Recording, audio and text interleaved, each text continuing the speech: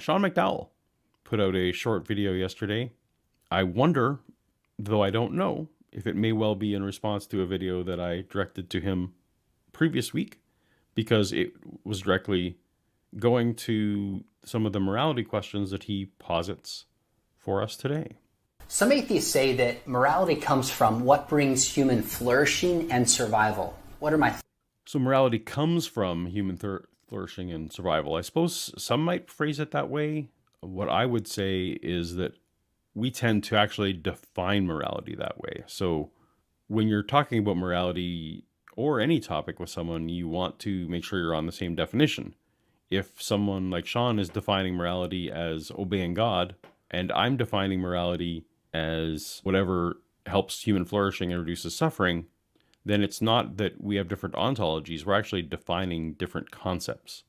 So I think that's a slight misstep there, Sean, but it's maybe not fatal. Let's see where we go. thoughts? Well, I actually understand to a degree why this is a compelling naturalistic view. After all, we do tend to care about the survival and flourishing of other human beings. But here's my big problem with it. This theory only works if we have a moral obligation, the duty to care about and act towards the survival and flourishing of our fellow humans. No. So it doesn't require an obligation to help each other. We are not trying to explain obligations. We are trying to explain what we observe, which is tendencies en masse in general. When you look at the big picture of a general tendency to have empathy for people and want to treat people in a way that we would like to be treated. Now, when we look to evolution, we can explain because we as humans are a social species, and one of our advantages, survival advantages, is working together. If you look at other species that are not social and who do not work together to achieve survival, they don't develop empathy. But in almost every social species, you do develop empathy because ultimately the strength of your group, the strength of your tribe, the strength of your species outweighs your individual strength. Now, that is not to say that individuals don't get selfish and want to maybe have extra bananas for themselves.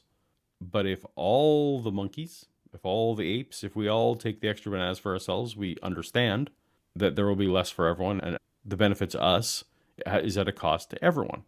Again, fully explainable in biology. We don't need anything beyond biology to explain it, unless you're trying to say the word obligation. Now, that is not an obligation. It is merely a tendency. I will get to the second half of my thought there just after Sean's next statement. Species. My question is, where do you get that in an atheistic universe? The atheist who makes this argument has to begin by assuming that, but that's the very thing that a system of morality is meant to explain. No, we don't have to start assuming that we have an obligation to people.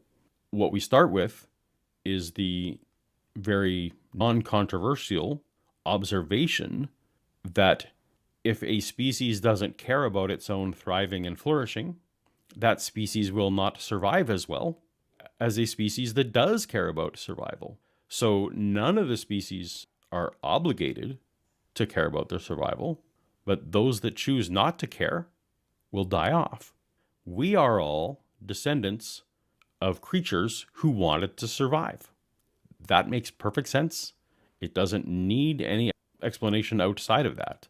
Creatures that want to survive have offspring that want to survive, generally. That's all we need to form our tendency to want to survive. So I don't think survival and human flourishing goes far enough to ground objective moral values and duty. Aha.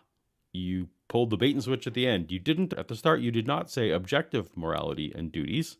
You were just talking about morality in general, which of course people like me do think are fully grounded in biological and evolutionary explanations. But now Sean's thrown in, again, this assertion that there are objective duties and that we are owed, obligations. And that's an assertion that I don't hold. So no, Sean, I'm not looking to explain this thing that you hold that I don't. What we observe, again, is that humans and other social species have to strike this balance of individual benefit and group benefit. And what we observe in everyone's humanity is everyone's individual struggle to balance those two things. And some people go one way and some people go the other way.